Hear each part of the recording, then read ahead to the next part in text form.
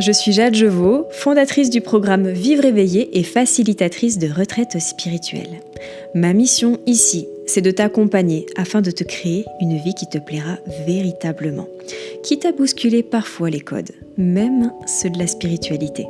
Merci d'avoir rejoint le podcast et belle écoute à toi.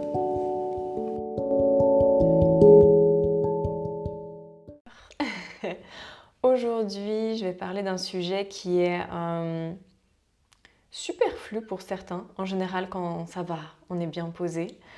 Un peu répétitif pour d'autres.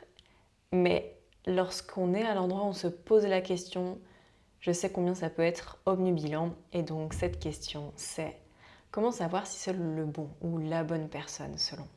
Déjà d'entrée, je vais dérouler toute une explication.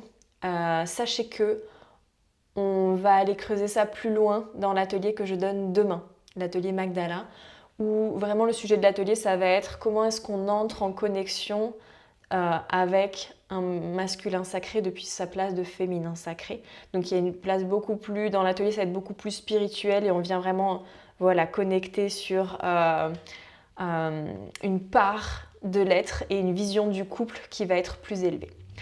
Qu'est-ce que c'est le bon ?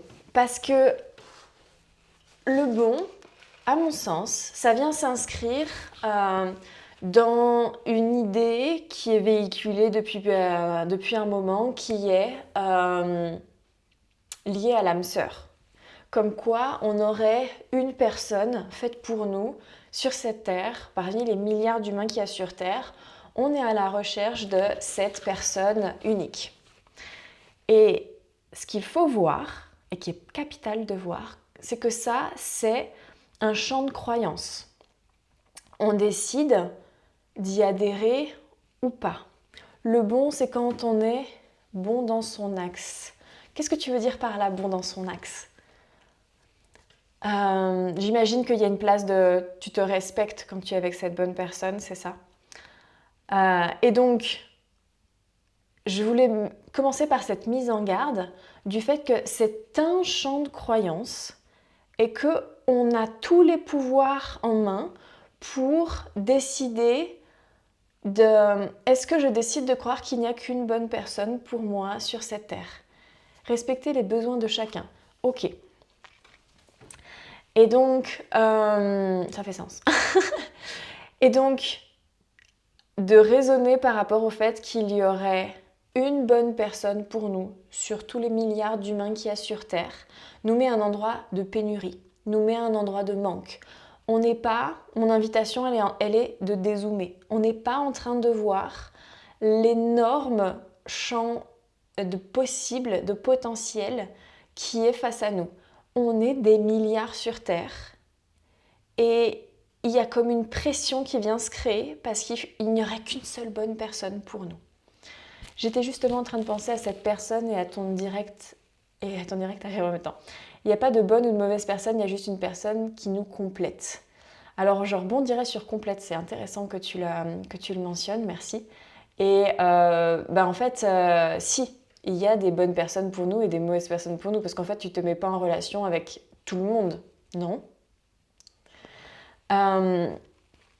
Donc cette mise en garde passée, avec cette invitation de dézoomer, déjà ça remet de l'espace. Et donc on comprend, ça se rapproche un peu de vos partages, que la bonne personne, ça n'est pas forcément ce prince charmant, cette unique personne qui aurait... Il y a une espèce d'illusion qui se crée de par les contes dans lesquels on est baigné, de par les films, comme quoi cette personne, en fait, elle aurait toutes les caractéristiques parfaites pour ne nous créer aucune souffrance. Alors la majorité des gens sont quand même sortis de cette illusion, mais en fait, j'observe qu'en chacun de nous, elle traîne quand même à quelque part. Parce qu'on lui demande beaucoup, souvent, à notre moitié. Et on peut avoir des déceptions très fortes lorsqu'on est à cet endroit-là. Mais ce n'est pas le sujet de ce live. La deuxième question que j'ai pour vous et que je pense qu'il est crucial de se poser, c'est pourquoi ? Pourquoi je veux savoir si c'est la bonne personne ou non. Parce qu'il y a plein de cas de figure. Ça peut être je voudrais entrer en relation, mais je ne souhaiterais entrer que si c'est la bonne personne. Ou alors j'aimerais quitter cette relation, mais j'ai peur de quitter la bonne personne. J'ai peur de quitter mon âme sœur et donc de n'avoir personne derrière. Je dirais que le bon, c'est la personne avec qui il y a une alchimie inexplicable. Mais justement, c'est intéressant que tu puisses poser des mots sur quelle serait cette alchimie que tu recherches là. Parce qu'en fait, l'amour, c'est toujours inexplicable. Et donc, pareil, tu pourrais dire que si tu as un enfant, c'est la bonne personne pour toi. Il y a une alchimie inexplicable avec un enfant, ou pas. En général, quand c'est le sien, il y en a une. Avec un animal de compagnie, la même chose. On a besoin de plus que ça. Et donc, une de mes notions, du coup, on y vient un peu plus vite que ce que je pensais, c'est de se poser la question de qu'est-ce qui est bon pour nous ? Avoir comme une sorte de sécurité. Ben voilà, ça c'est un critère de ce que tu estimes être bon pour toi. On rentre déjà dans quelque chose qui va être plus proche de nous-mêmes. Et lorsque on parle de l'âme sœur ou de la bonne personne, on est dans une sorte de truc un peu flottant, culturel, un peu une illusion, comme je le disais tout à l'heure. Donc le pourquoi je veux savoir ça, il est capital. Pour moi, il y a une notion de notre époque, elle est beaucoup dans le sens de l'épanouissement. Nos besoins fondamentaux sont remplis majoritairement. On a globalement tous accès à de la nourriture, à un toit sur la tête, à de la chaleur l'hiver et à de la fraîcheur l'été. Globalement, nos besoins sont remplis. Et du coup, suite à ça, on cherche à se libérer de plus en plus de temps pour pouvoir s'épanouir. On a des machines à laver, on a des machines qui font les choses à notre place parce qu'on veut ce temps pour pouvoir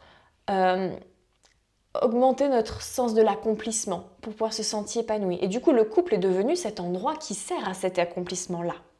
Et donc, maintenant qu'on a le choix, qu'on n'est plus obligé de se marier par sens de la survie, parce que une femme qui n'était pas mariée, c'était compliqué avant, même pour assurer ses besoins matériels, c'était compliqué. Maintenant qu'on est débarrassé de ça, on a vraiment pour moi cette notion d'épanouissement, d'accomplissement qui vient s'infiltrer à l'intérieur du couple.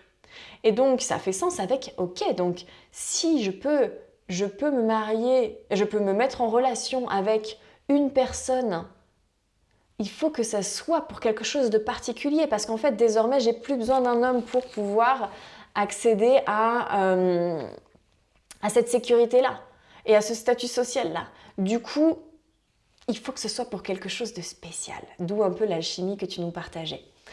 Et ce que je voudrais vous dire, c'est que ça peut rester très... en fait, je vous fais pas mal préciser dans ce que vous partagez. Ça peut rester être en couple, c'est du bonus. Oui, ça peut. Ouais. Oui, à notre époque, clairement, c'est du bonus.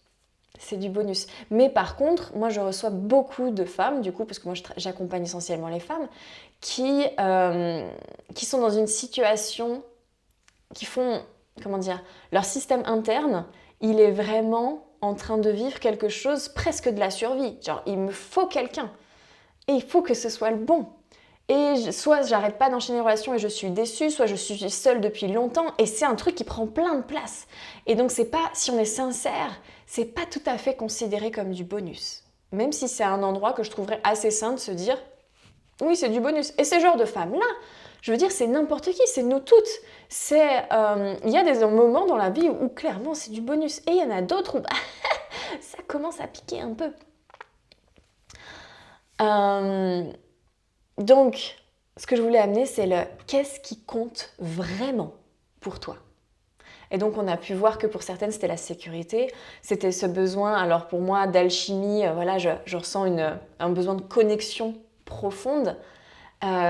Chacune va avoir ses différents besoins, ses différents critères à quelque part. Et pour moi, c'est essentiel de revenir à là. Si on veut trouver notre propre réponse à est-ce que c'est le bon ? Est-ce que c'est le bon pour moi ? Il va falloir qu'on se recentre sur nous. Ressentir de l'innocence avec cette personne. Ok, c'est un critère pour toi. Pour ma part, c'est vraiment être aimée comme je suis. Et ça résonne un petit peu avec cette notion d'innocence, c'est-à-dire Je n'ai pas à me soucier de quelle va être mon apparence. Je ne vais pas avoir à me soucier des mots que j'emploie. Je n'ai pas de rôle à jouer. Je peux juste être insouciante, plus qu'innocente pour moi, mais voilà, chacune, ça ne veut pas dire que c'est ça qui est bon pour toi, c'est juste chacune on a à affiner, chacun on a à affiner. Qu'est-ce que toi tu recherches? Qu'est-ce qui compte vraiment pour toi?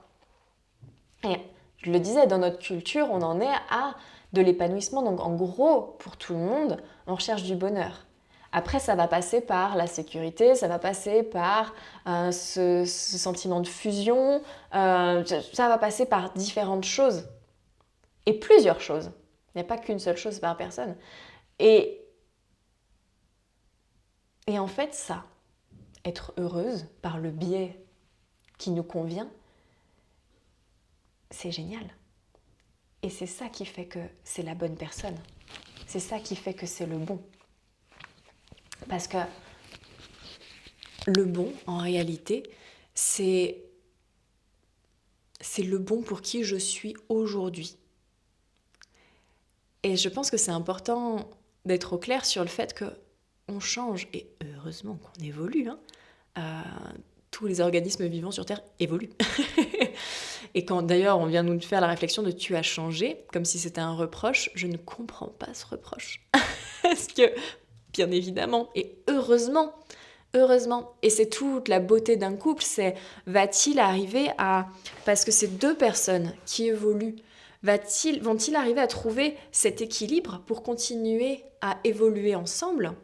Ou est-ce que ça va s'arrêter? Et il n'y a pas... C'est vrai qu'il y a beaucoup... Ça, c'est issu... c'est nos bagages. Toujours avec la même chose, comme quoi la sécurité de la femme, elle dépendait du mari, que le divorce était mal vu. Mais il y a beaucoup cette idée qu'un bon couple, une réussite, ça devrait être un couple qui dure et qui va jusqu'au bout. Mais si on revient à l'intérieur de soi, si on se recentre, est-ce qu'il est là notre propre bonheur ? Parce que pour moi, ça tient plus, vu que c'est quelque chose qui est beaucoup dans l'inconscient collectif, de la réussite sociale.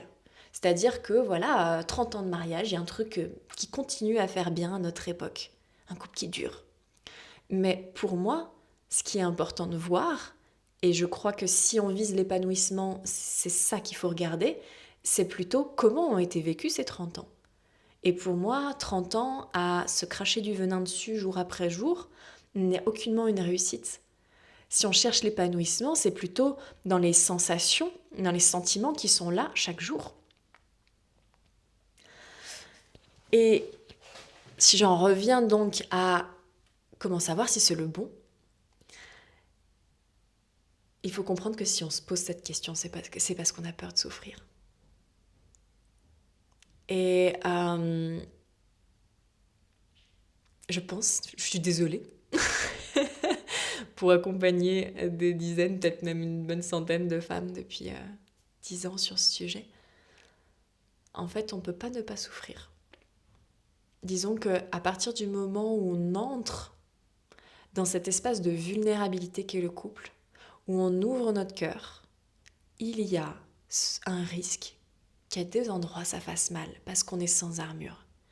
Mais ce qu'il faut voir également, c'est que si on laisse l'armure, on ne ressent pas également toutes ces émotions fortes de bonheur.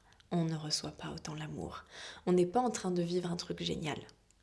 Et donc, c'est interdépendant. Pour ressentir la beauté de ce que peut être une relation amoureuse, on a besoin de s'exposer. Peut-être proportionnellement, ça j'en ai aucune idée, c'est un peu l'idée que je m'en fais, à autant de... Au plus j'ouvre mon cœur, au plus je m'ouvre au bonheur comme à la souffrance. Intrinsèquement, à partir du moment où on rentre en couple, en relation même si c'est un coup d'un soir, on est en train de s'exposer à quelque chose qui va peut-être pouvoir être douloureux. Et je pense qu'à partir du moment où on ouvre ce couple, on ouvre la fin aussi. Que ce soit la mort, que ce soit une rupture. Et on est énormément, d'ailleurs, dans une culture où le divorce, du coup, on est un peu l'époque des enfants de divorcés. Il y a eu ceux qui arrivent à divorcer, et là, on est un peu plus dans ma génération, dans les enfants de divorcés. Il y a énormément, énormément ça qui est présent. La faim est énormément présente dès le début. Comment je fais, qu'est-ce que je mets en place pour ne pas souffrir au cas où ça s'arrête, lorsque je m'engage, comment est-ce qu'on dispatche nos affaires, comment est-ce qu'on répartit nos comptes, tout ça, tout ça. C'est parce qu'au fond, il y a quand ça s'arrêtera, si ça s'arrête. Parce qu'on pense qu'en prévoyant, on ne souffrira pas. Sauf que non. Tu peux prévoir tout ce que tu veux, que le décès de quelqu'un que tu aimes énormément, tu peux prévoir une séparation, tu peux prévoir le pire, tu peux y avoir pensé, t'être organisé pour, ça n'enlèvera en rien la peine. Et je pense que intrinsèquement, on a besoin d'être au clair avec le fait que ça, c'est présent. Ce que je vous dis, c'est un passage qui n'est pas forcément très joyeux, mais au plus on est au clair, en paix avec le fait que j'ouvre mon cœur et je l'ouvre au bon comme au plus difficile, que j'entre en relation, en relation également avec la potentialité de la rupture, au plus ça nous permet de vivre le merveilleux. Et donc, plutôt que de chercher un moyen, alors ça c'est facile à dire, c'est tout un chemin de le mettre en place, plutôt que de chercher un moyen pour ne pas souffrir, l'invitation que j'aurais à donner, c'est plutôt de rejoindre la vie. C'est-à-dire que, en fait, tu peux décider que tu ne rentres plus en relation, par exemple. Tu dis, ok, ça a fait trop mal la dernière fois, plus jamais.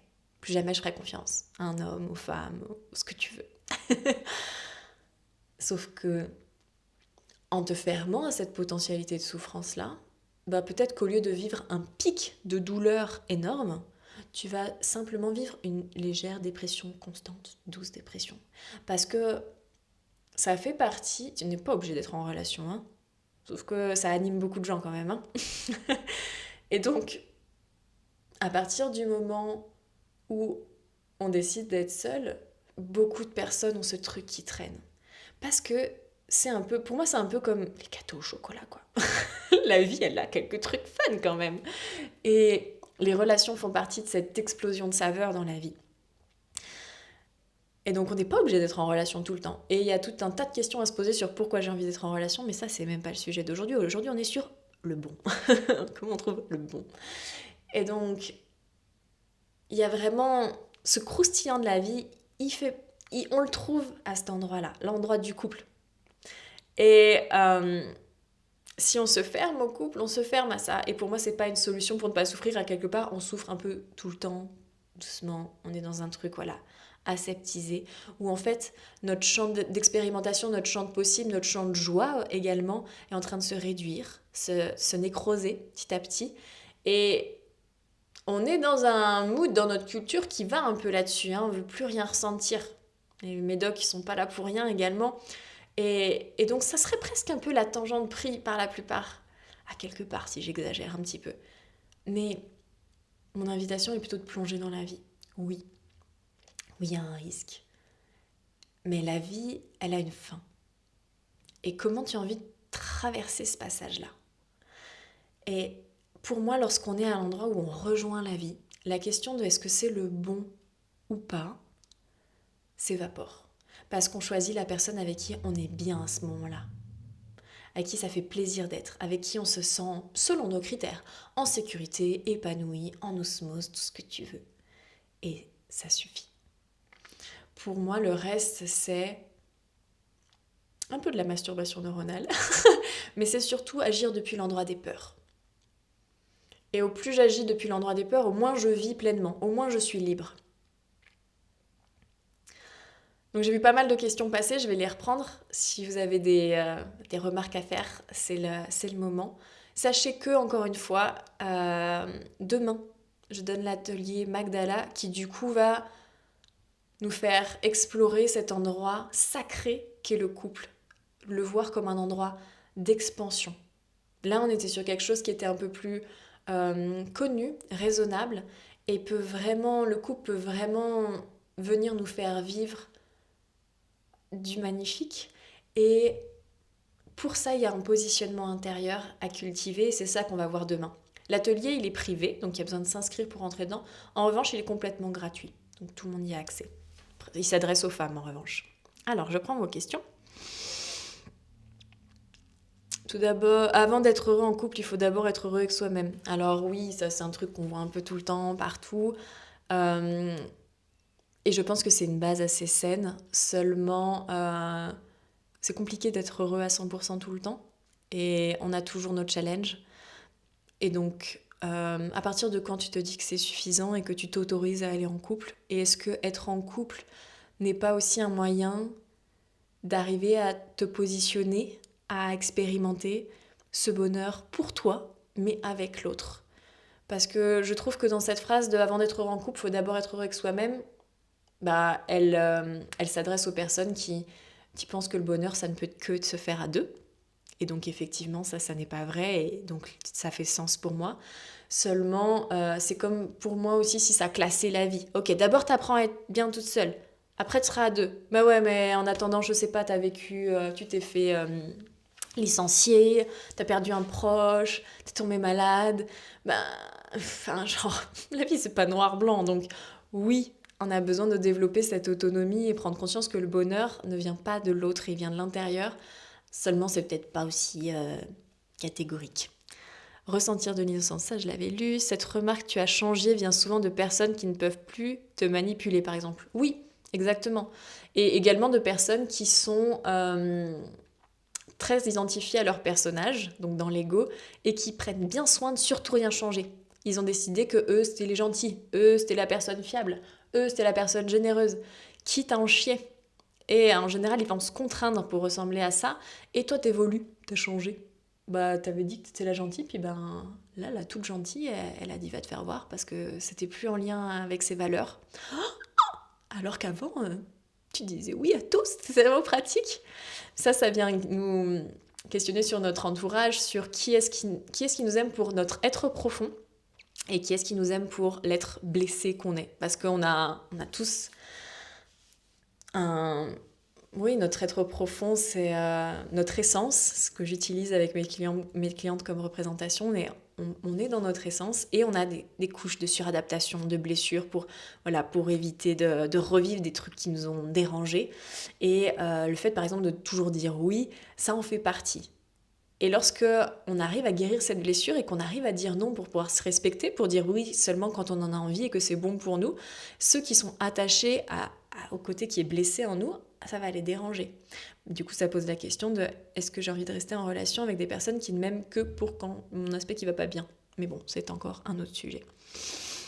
Que faire si l'autre est amoureux, mais pas nous, mais que la chimie est quand même là parce qu'il y a de l'amour malgré une incompatibilité? J'ai peur de le faire souffrir. Rien que dans cette question-là, il y a tellement de choses à voir. Merci de l'avoir posée. Pour moi, il peut y avoir de l'amour dans toutes les relations. Il y a de l'amour dans mes relations amicales, avec des hommes, avec des femmes, de tout âge, de toute relation professionnelle. Parce que mais j'ai de l'amour pour mes clientes. Voilà, moi mon cœur est pas tout le temps ouvert, il est pas tout le temps très grand, mais il a acquis cet endroit où il pouvait aimer beaucoup. Et donc, moi, je peux vivre une relation où l'autre a des sentiments amoureux et moi, je vais être dans l'amour. Mais par contre, la question à se poser, c'est toi. Parce que là, tu te poses la question que pour lui. T'as peur de le faire souffrir lui et c'est lui qui est amoureux. Et du coup, je sais pas si tu restes dans cette relation pour ça, mais qu'est-ce que tu as envie de vivre? Une relation où tu as un peu d'amour et l'autre t'aime. Et en fait, c'est déjà pas mal. Ça peut être satisfaisant pour certains. Ou alors tu as envie de vivre plus.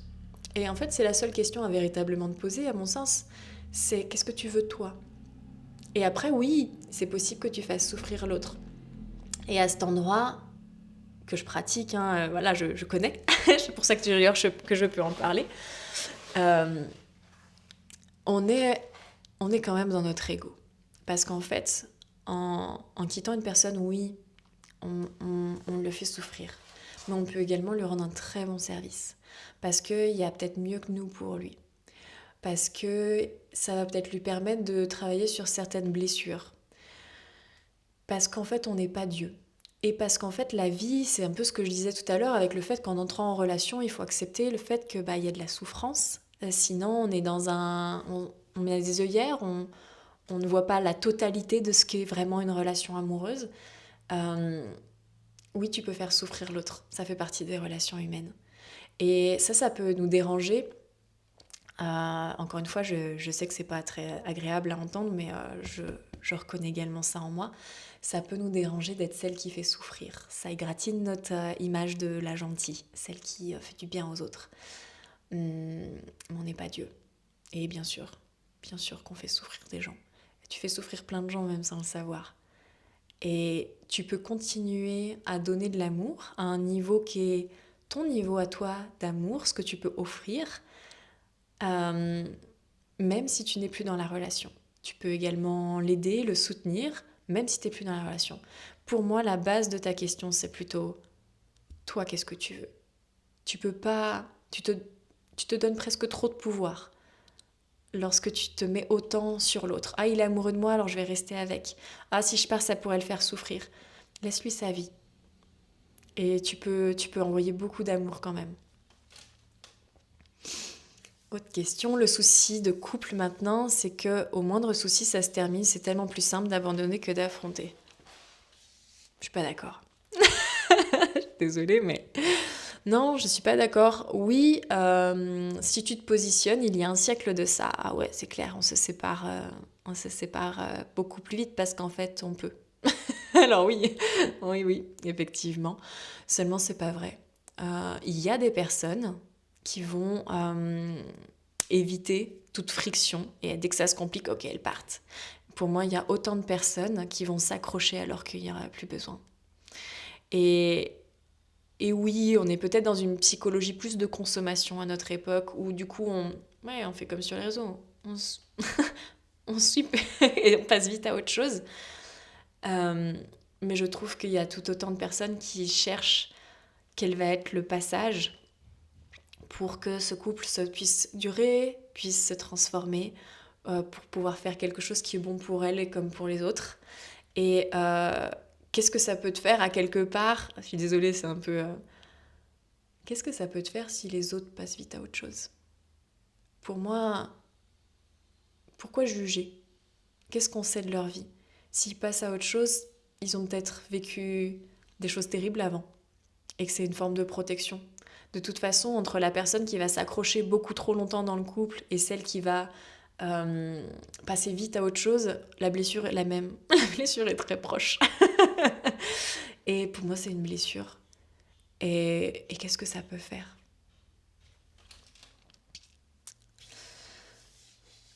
Alors, une auteur, c'est tellement triste de voir que certains se battent pas pour leur couple. Il faut pas oublier le pourquoi on a choisi d'être avec cette personne. Et c'est pourquoi alors qu'on a choisi d'être avec cette personne. Autre question. C'est ce que je trouve triste. Je l'ai vécu et c'est dur. Bon, du coup, on est passé à autre chose. Je sais plus de quoi ça parle. Il faut beaucoup de communication. Oui, effectivement, je pense que c'est un bon ingrédient dans le couple. Mais je pense que c'est pas tout. Mais c'est une bonne base. Exactement, sauf que la communication était à sens unique. Ah.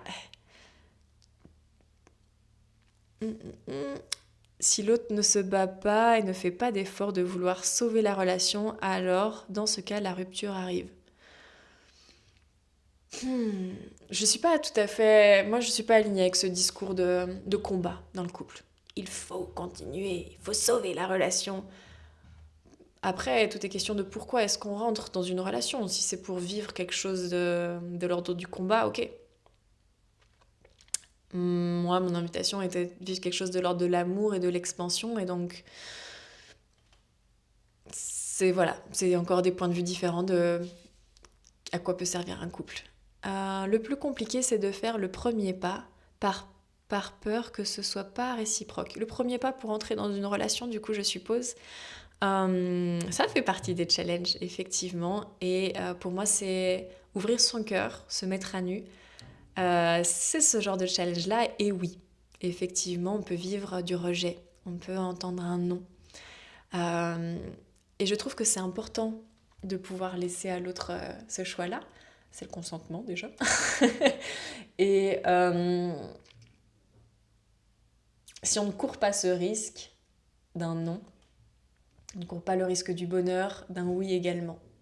Alors oui, clairement, c'est challengeant, ça fait flipper, mais regarde toutes les émotions que tu as vécues depuis que tu es né, tu t'en es toujours relevé. Et donc celle-là, à ton avis, est-ce que tu vas bien arriver à t'en relever aussi, sachant également que tu risques autant un non qu'un oui, et que le oui pourrait peut-être bien te faire vivre des choses magnifiques. Marine, exactement, et j'en ai marre d'être la personne qui veut sauver la relation. Eh bien Marine, qu'est-ce que tu veux vraiment? Parce que si tu es la seule à vouloir sauver la relation, peut-être que tu es seule déjà, à quelque part. Je sais que ces mots sont pas marrants, hein, mais qu'est-ce que tu veux? Tu veux continuer? En fait, il y a un endroit de paix déjà là où tu es. Est-ce que tu veux continuer cette relation en sachant que l'autre est comme il est et que les situations, voilà, tu les connais? Et sachant que ça peut durer, que ça peut être un peu pour toujours à quelque part. Est-ce que tu veux continuer cette relation? Et ça, c'est simple. Oui ou non. Parce que souvent, on est à un endroit un peu entre deux, c'est qu'on veut continuer cette relation avec cette personne, mais on aimerait qu'elle change. Qu'il y ait certaines choses qui changent. Et l'autre ne veut pas changer. Et on est persuadé qu'on va arriver à le faire craquer, à le faire changer. Et là, on rentre dans quelque chose de compliqué, de malsain. Et alors qu'en fait, si l'autre n'a pas envie de bouger, si la communication n'est pas ouverte, c'est un choix d'être en relation. Tu peux choisir à tout instant. C'est un choix qui se revalide jour après jour. Tu peux partir. Et du coup, ça remet ta responsabilité sur toi, de ta propre vie. Qu'est-ce que tu veux vivre? Cette relation-là, qui est ce qu'elle est, que tu connais, ou t'ouvrir au potentiel de vivre autre chose. Et du coup, ça vient nous mettre aussi en face de nos peurs de quitter. Et du coup, ça vient beaucoup moins être la faute de l'autre qui veut pas bouger, parce qu'on a notre part de responsabilité. On peut quitter. Pourquoi on ne le fait pas? Et pour moi, c'est un point à faire avec soi-même sur qu'est-ce que je veux et de quoi j'ai peur. Si l'autre ne veut pas travailler sur sa relation, alors il vaut mieux partir. Coucou Reine. Bah, je l'aime, mais je préfère un autre. Je l'aime, mais il m'ennuie régulièrement dans les deux sens du terme. Je pense mériter mieux et j'ai quelqu'un en vue. Merci pour ta réponse, ça confirme ce que je pensais. Avec plaisir. Ravie de t'avoir aidé. Je suis d'accord avec toi pour le challenge du premier pas, sauf que si je reçois un non, ça peut être compliqué niveau professionnel car on a un lien pro ensemble. Ça peut. Et en même temps, si c'est professionnel et que tu viens parler de sentiments, donc d'intimité, eh bien, c'est pas censé remettre le professionnel en cause. Ou alors, il ne serait pas professionnel. À toi de faire un petit peu le ménage là-dedans sur est-ce que c'est si vrai que ça? Alors, bien sûr, c'est des humains, donc il se peut qu'il y ait un impact. Mais le pro est le pro, en fait. En vrai, je ne crois pas que notre vie soit si cloisonnée que ça.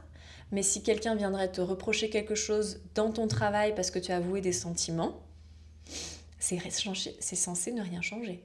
On est au travail pour faire une tâche, basta. Bon, je vois qu'on a fait le tour des questions. Je vous remercie beaucoup pour votre présence et puis pour ces échanges qui étaient riches. Et je vous dis à très bientôt.